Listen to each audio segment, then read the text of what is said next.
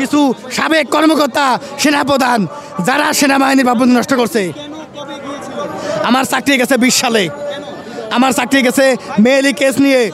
শুধুমাত্র একটা মেয়ের কথায়, আমাদের বউয়ের কথায় আমরা চাকরি হয় নাই। আমরা প্রশিক্ষণপ্রাপ্ত সৈনিক, আমাদের নিজের যোগ্যতায় আল্লাহর রহমতে আমাদের চাকরি হয়েছে। অথচ সামান্য চাকরিতে কোনো ভুল ত্রুটি হইলে আমাদেরকে একটা মেয়েকে কেন্দ্র করে, আমাদের ওয়াইফের কথার উপরে কেন্দ্র করে আমাদেরকে চাকরিচ্যুত করা হয়।